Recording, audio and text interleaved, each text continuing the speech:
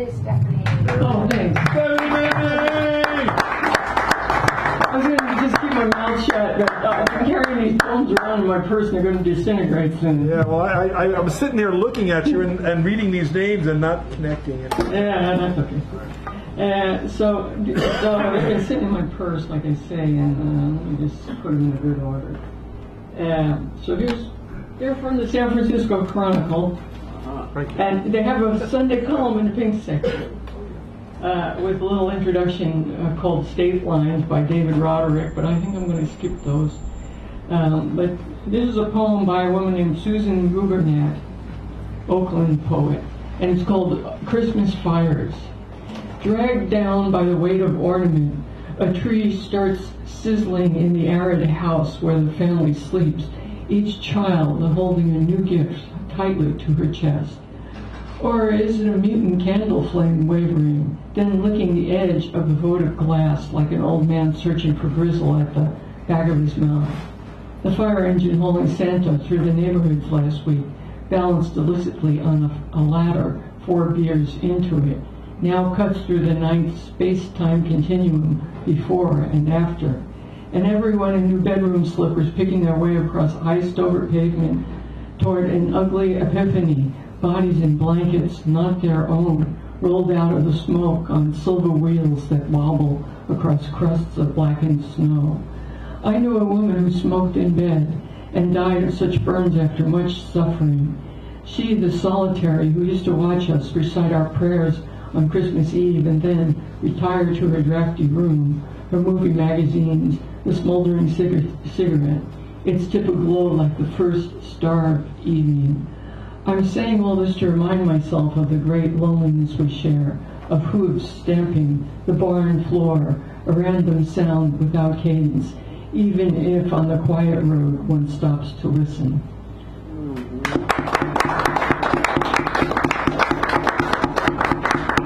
And then this is actually a letter to the editor, but it's like a little poem, and it's a New Year's prophecy.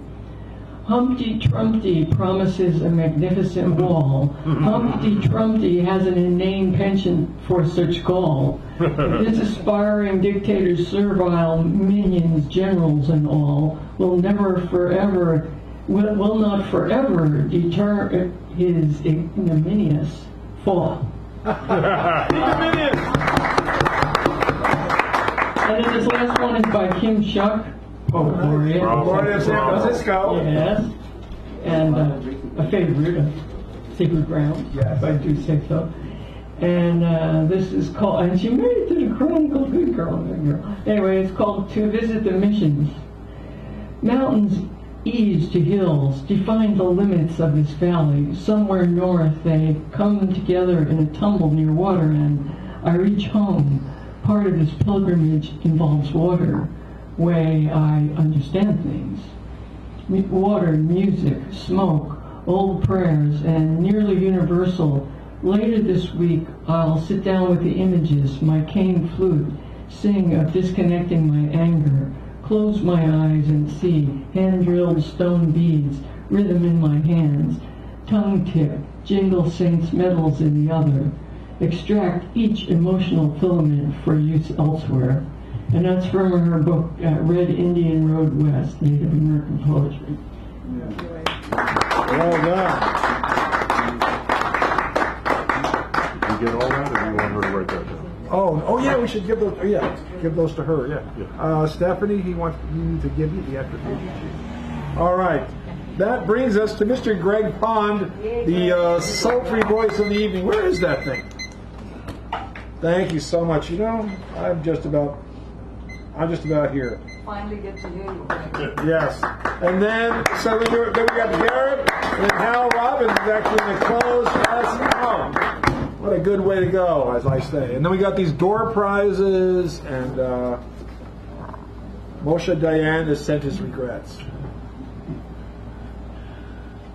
Ficus. Me, my ficus, and I don't take transitions in stride. When made to move, we often get adamant, sometimes refuse, maybe shed some leaves, perhaps a tear or two, but later learn to adapt and make the best of wherever we're able to rest our limbs or other things we feel the need to stretch. Me, my ficus, and I sleep deep into day while we miracle glow at night. Get nourishment from the sun, but shun direct or very bright. We reach for the shade with all our might, but when temperature's too high or humidity's too low, we dig our roots in firmly in a valiant attempt to grow. Me, my ficus, and I don't have much choice which way our branches go. We all have to bow or bend to the command of a greater force. Sometimes we're too sensitive, too easily bruised and hurt, too willing to embrace the neglect that rejects us, so we're left, jinxed, damned, and cursed, feeling less than our best, with no protection or defense from being broken or bent. We're watching rainy day drops dot the other side of the pane while we're slowly dying of thirst. Sometimes I'm just like my ficus, blooming then losing leaves, often for no apparent reason, sometimes due to mood, sometimes due to season, but me, my ficus, and I will always find ways to survive. No matter the challenge, somehow we'll manage to keep most of our leaves and thrive. Though we still might drop a few from time to time, it's all right. It's just another day in the life. Me, my ficus, and I.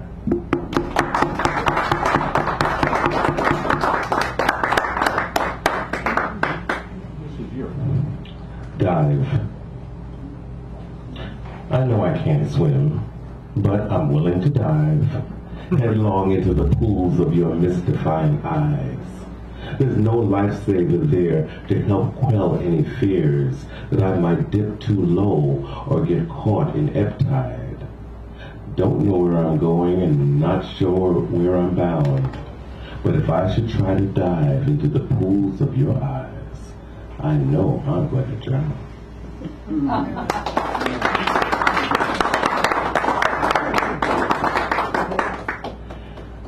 Day laborers. All day laborers waiting through sun and rain. Maybe no work today, laborers struggling to maintain a roof at home that doesn't leak and food to fill their children's plates. Men lined along the street available for the day. Eyes alert, scouting for work, the hours of endless waiting. Then descending in droves, hoping they're needed by the next car that slows, so the driver can inspect, circle once more to decide, then select. So many to choose, but only need a few, as long as they will work for little and are willing to sweat. Cards are dealt, but stacked against those not plucked from the daily deck. The scenario is repeated, day in, day out, all week. Men lined along the street again and again, wading through monotony, wind and rain. Men who won't get paid if there are no requests today. Rent is due and options are few for these jacks of all trades. Baby needs food, gonna have to move. No way to make sense or explain the financial inconsistency for the amount of time they waste, though they show up consistently almost every day after day. Laborers settling for casual hire and less than minimum wage, watching and waiting for the immigration raid, risking deportation for overstayed vacation. But more often than not, there's no work to be got. So it's standing around in fog, mist, and hot, day after day. To be lucky enough to get the same spot, the scene is replayed. Laborers lined along the way, early at dawn, till dusk before late, ready to work, but destined to wait. Yeah. Great job. All right, Jared Murphy is up next, and then do you want to go after him? And then we'll do Hal will be the all right. Give a round for Garrett. Coming out of the night like this all the way over here. My God. Must be a poet.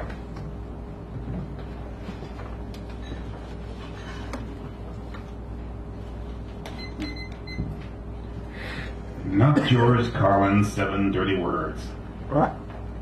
Fetus, entitlement, diversity, transgender, vulnerable, evidence-based, science-based. What? No buzz? Where's the fever? The shock? Anything? Was there not supposed to be some sort of catastrophe? Some earth-shattering cataclysm? Well, all that can be heard is some faint, feeble-minded, inept hissy fit from a most minuscule gallery which one would not dare offend peanuts by naming it in their honor. Perhaps if they had chosen a few slurs instead. Perhaps. 50 years. 50 years will it be since that Thursday Eve when the newscast came in that the king was dead? Shot down in Memphis 10, the shock was gigantic and the shock waves have yet to fully subside. The gravity was felt even to one too young to fully grasp, but not to ignore the name. As a pyrite anniverse approached then come go, the adversities are much the same but newly emboldened. Yet they in a way are already overcome by their own narrow sight, for the king's dream remains.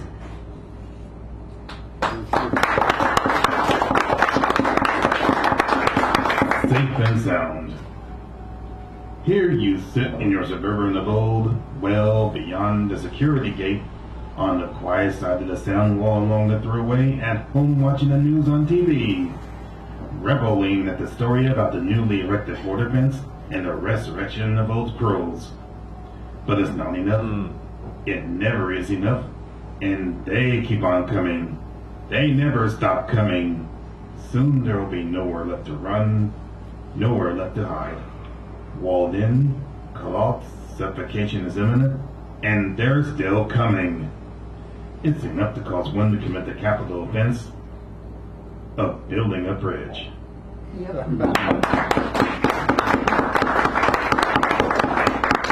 Thank you, Knots. We thank you for tormenting us, for calling us names, for harassing and profiling us, for assaulting us with your slaps, your fists, your weaponry, your spittle, and for shouting obscenities and slurs in our faces. We thank you for your collective punishment, for your destroying our property, our loved ones, our very own lives, and please accept our thanks to you for your attempts to destroy our self-esteem and pride. You've done us a tremendous service we shall not soon forget, and should you truly believe any of the above, then you, little sirs and madams, are truly no more than just another perpetrator. Thank you. Very perfect.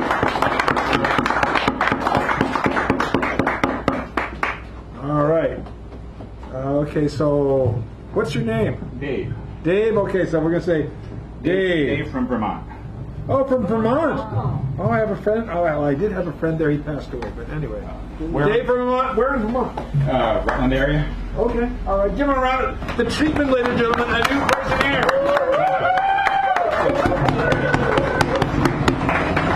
I don't know if you heard, but Vermont just legislated 1 ounce legal, 2 mature plants, 4 minor plants. So I love your city here. I come out here, all the nuts fell out here, and I feel right at home. Good. So when I come out here, my daughter's here. She's a musician, so I'm just visiting. So on the flight out, I wrote this song. This is real rough, but I only read it once since. The orange kid says, "We made America great again," and the masses bow down and say amen. When it just so happens that this DC playpen has become a pig pen of corporate control of the masses that toil for little petrol, to go to work and make some dough, to feed the fam with some ham, can't stand the scam of flim-flam, take your money and give it to Uncle Sam. While the rich and big business in this game of chess open for success, running this country in excess to impress and possess as they profess the good word, and repress and finesse this mess of excess and oppress the people, the good people of this country, as we plead to this VIP, or should I say SOB, to please, please, please listen to me, yes, me, the people. Don't you remember the people, you know, for the people and by the people, for whom you are supposed to be serving. Remember, you are supposed to be a servant, to serve the good of the people of this nation. We are not a pawn, Don Juan, you moron in charge of this Pentagon. We don't approve of these goings-on. Your endless marathon of tweets bringing us to Armageddon. How about some common sense, some talk of peace and decency? Stop the fleecing, throw away your hairpiece, the over-policing. Think of the old folks, the children, the poor, the old cowpoke. This ain't no joke, we're going broke, please don't provoke. We're gentle women folk and townsfolk. So let us smoke, maybe you should too. Take a puff, maybe get a clue, consider me too. PDQ, for the sake of the people of our country and this wonderful world.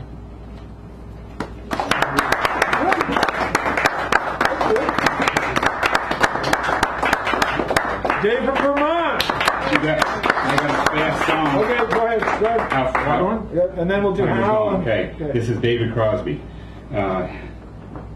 Oh, I wonder who they are, the men who really run this land.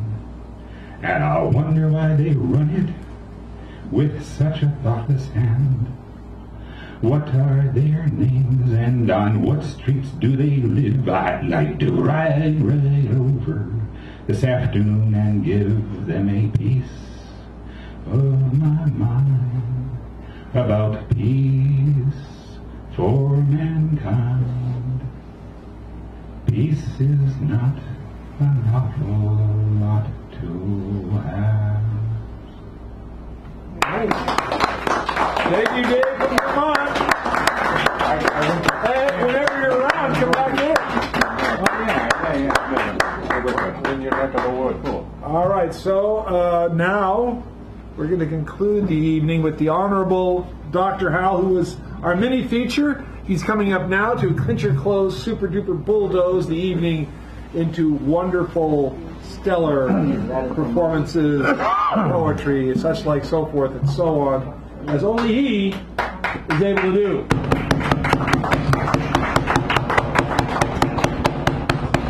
minutes. Auguries of innocence while we were going. To see a world in a grain of sand, and a heaven in a wildflower. Hold infinity in the palm of your hand, and eternity in an hour. A robin redbreast in a cage, what saw heaven in a rage. A dove house filled with doves and pigeons shudders hell through all its regions.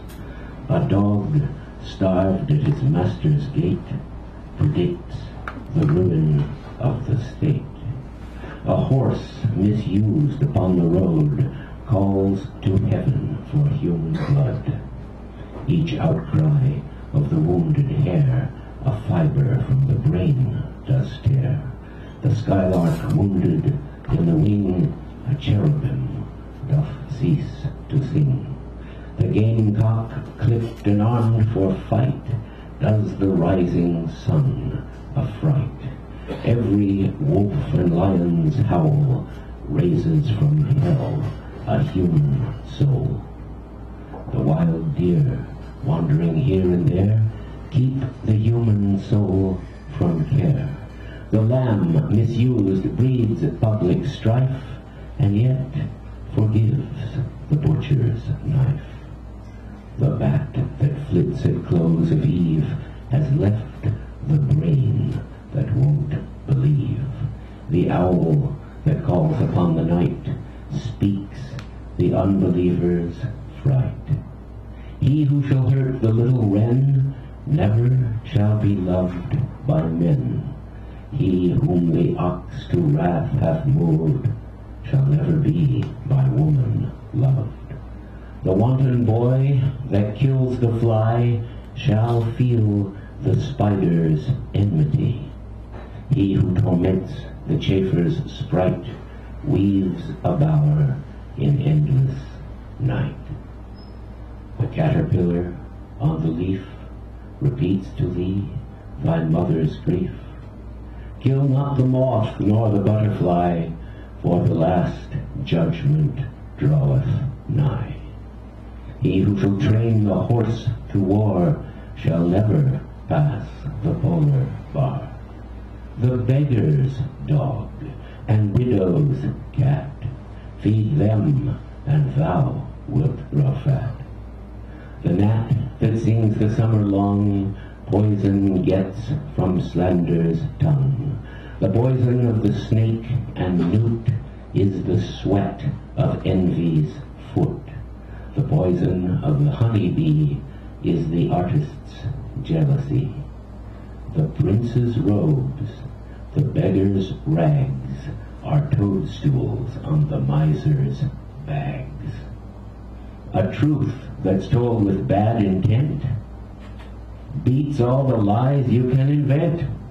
It is right, it should be so. Man was made for joy and woe, and when this we rightly know, through the world we safely go.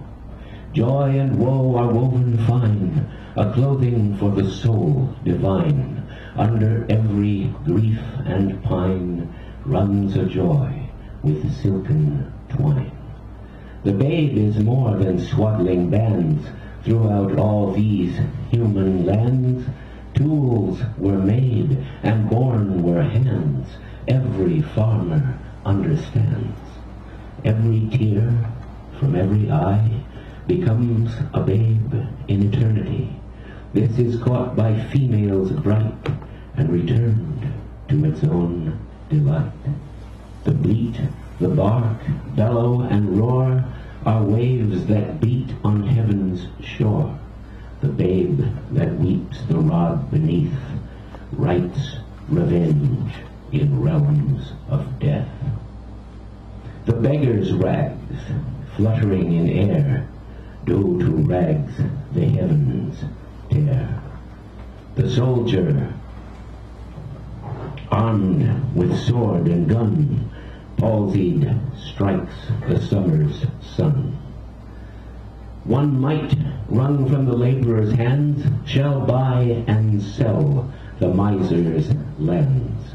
The poor man's farthing is worth more than all the gold on Afric's shore. Or, if protected from on high, does that whole nation sell and buy? He who mocks the infant's faith shall be mocked in age and death.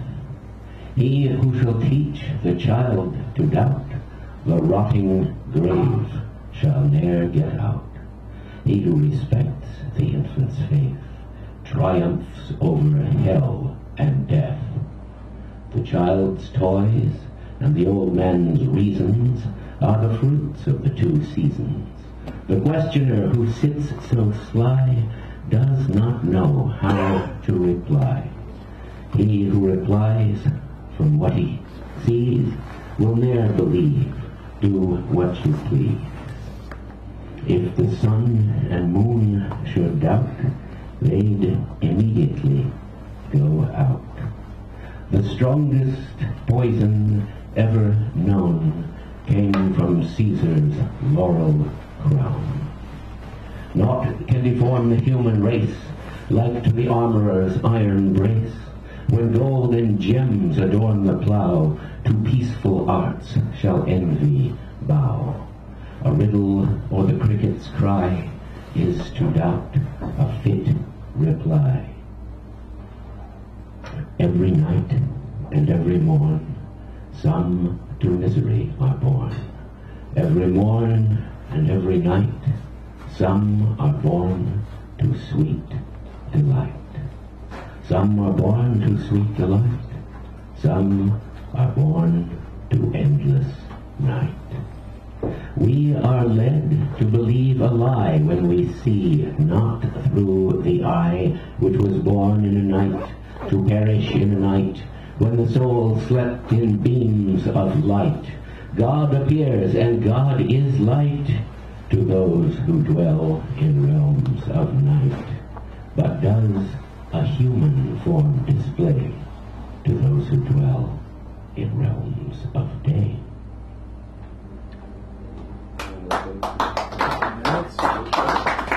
All right, well, I have enough time to put a short one in, and that is The Hippopotamus by T.S. Eliot. The broad-backed hippopotamus rests on his belly in the mud. Although he seems so firm to us, he is merely flesh and blood. Flesh and blood is weak and frail, susceptible to nervous shock, while the true church can never fail, for it is based upon a rock. The hippo's feeble steps may err in compassing material ends, while the true church need never stir to gather in its dividends. The potamus can never reach the mango on the mango tree, yet fruits of pomegranate and peach refresh the church from oversea. At mating time, the hippo's voice assumes inflections hoarse and odd. Yet, every week we here rejoice the church at being one with God. The hippopotamus's day is passed in sleep. At night he hunts. God moves in a mysterious way. The church can sleep and feed at once. I saw the potamus take wing, ascending from the damp savannas, while choiring angels round him sing the praise of God in loud hosannas. Blood of the Lamb shall wash him clean, him shall the heavenly arms enfold. Among the saints he shall be seen, performing on a harp of gold.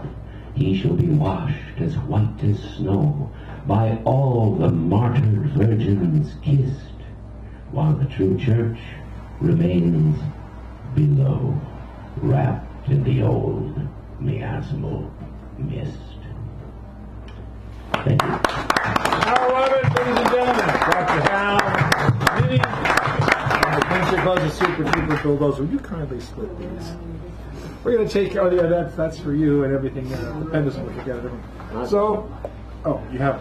So, the door prizes, journal, very, no lines, but blank. Right.